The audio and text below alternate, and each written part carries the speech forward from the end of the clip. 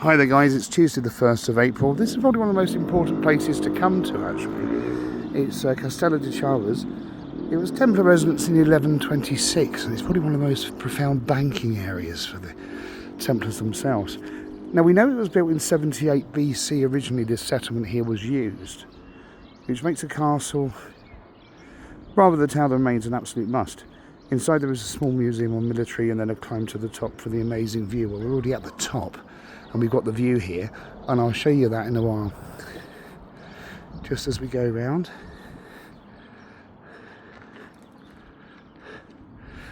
It's currently beating at about 22 degrees Celsius, which is lovely. You can see it's got lots of different artifacts around here. You can only imagine what it was like back in the day with the Templars themselves here. Knights. Of course, there were many more outbuildings at that point, but they were sort of temporary structures back in the day, to give you an idea. There's another place that we were up to in Spain called, they call that the Castle of the Templars, but that's a bit glitz and glamour really, to be fair. I'll try and get you in sort of into there, just to show you some of the detail, which is quite amazing.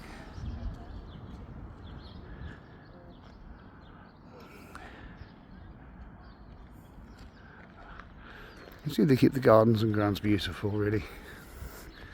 There was many a initiation into Templars here back in the 1100s going into the 1200s.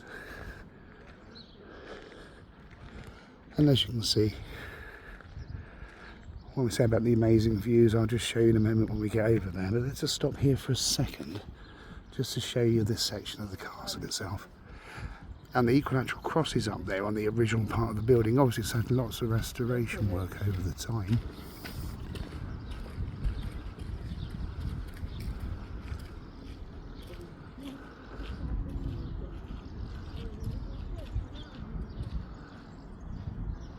I don't know whether you can see that there, if I can get that zoomed in. One of the original marks were. Again, I spoke the other day on my video about the difference between marks, sigils and symbols. There's 3 different types, and in Templarism we tend to use mark more so.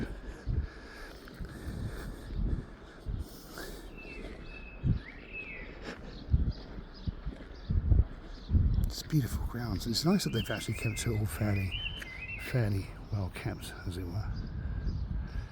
Cannons up there, obviously from a later period in time. Just trying to give you a little show here.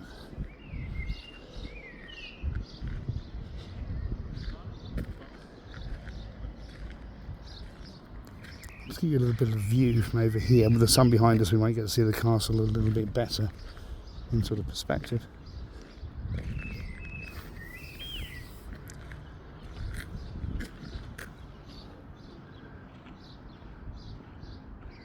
Oh, there's a crane there. It's obviously not part of it as we come around.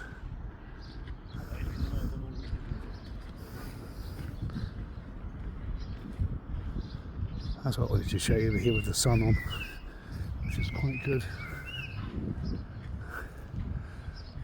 Look at those amazing stairs there going up. Now you can see the top section's been restored and renovated over the years. But you can see on the main part of the bottom there, it's still the original features.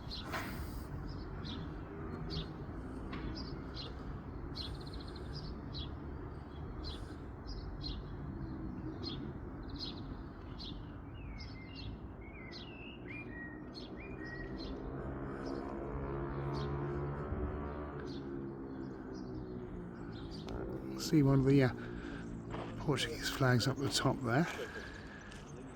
See that flying up there at the top?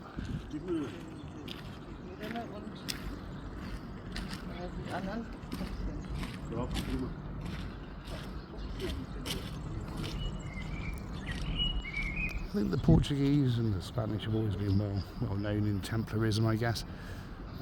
But let's not forget that the foundations of it are actually from France, not from either of the 2 countries that I've just mentioned.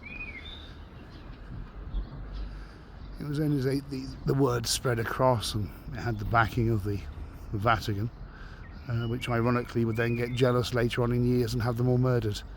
But that's a story for another day, I guess. So, the Vatican has a lot to answer for, that's for sure. In many respects, in many timelines, I think, to be fair.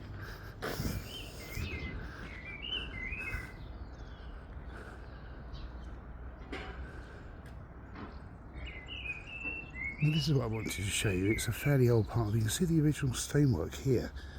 Not that part there, that's relatively new in the sense of the schemework. Amazing.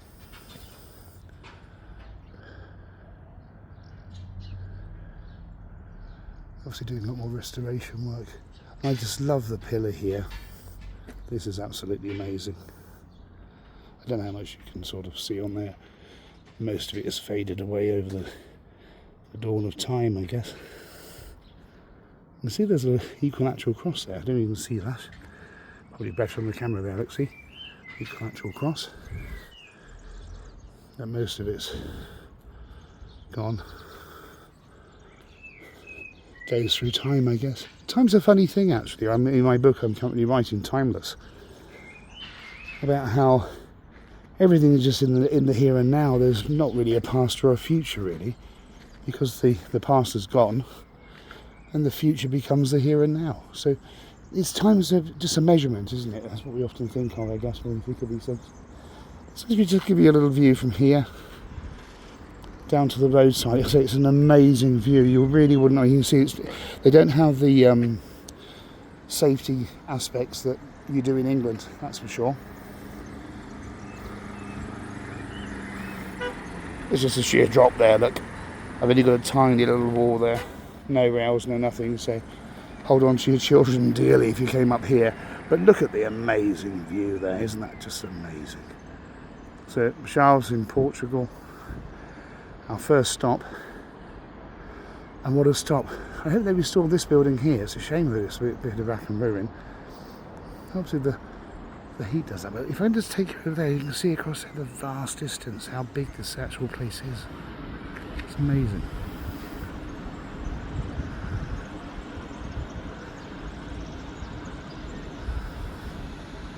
A panoramic view down there.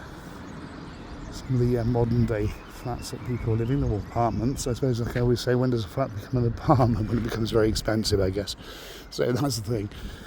Let's have a little walk around here. Just show you around the other side of the castle itself. We get some nice pickies, I guess.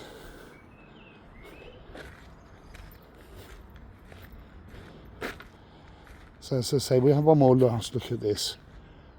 And there we are, just one more last look at the castle there on the video. Isn't it amazing? Absolutely amazing. So much more value. Often the smaller things are much more value than all the glitz and glamour for the tourists, which they often do in this day and age, really, to be fair. So there we are, Chaves, 1st of April, quest 40. So we've come a long way so far in our quests along the years. Excuse my voice today, it's a little bit playing up. Breathing's a little bit different. Which probably goes, so my apologies for that.